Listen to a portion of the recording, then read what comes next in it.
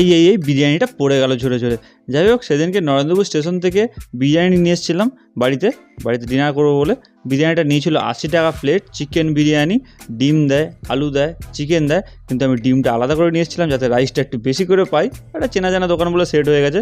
যাই হোক, চিকেনের পিসটা দেখে আমার ঠিকঠাক ভালো লাগলো না, কারণ আমি বলে গেছিলাম চোখের সামনে দাঁড়িয়ে থেকে প্যাকিং করিনি, কিন্তু বোনের পাতে হচ্ছে বোনের প্লেটে চিকেন লেগ পিস পড়েছিল। যাই হোক, এই যে দেখতে পাচ্ছ ডিম, আলু, বিরিয়ানি আর চিকেন আর সালাড, শসা, পেঁয়াজ। আলুটা দেখতে পাচ্ছ একদম নরম তুলতুলে, রাইসটা একটু ড্রাই টাইপের। যাই হোক, একটু খেয়ে দেখলাম ভালোই লাগছিলো, কিন্তু বোনকে হচ্ছে আমার পিসটা দিয়ে ওর লেগ পিসটা আমি আস্তে করে নিয়ে নিলাম। হ্যাঁ, এইসব ভাই বোনের মধ্যে এগুলো ব্যাপারগুলো হতেই থাকে। যাই হোক, চিকেনটাকে হালকা করে একটু ছিঁড়ে নিয়ে ওই চিকেনের টুকরোটা দিয়ে আলুটার সাথে মাখিয়ে রাইসটা খেলাম। ওই যেটা বললাম, রাইসটা একটুখানি ড্রাই টাইপের আর চিকেনটা একটু ড্রাই অতটা জুসি না। ডিম দিয়ে কামড়ে খেলাম, ভালোই লাগছিলো। একটু পেঁয়াজের কামড় মারতেও বেশ ভালো লাগছিলো। তোমাদের চিকেন লেগ পিস কামড়ে খেতে কেমন লাগে সেটা কমেন্ট করে জানাতে ভুলে যাও না।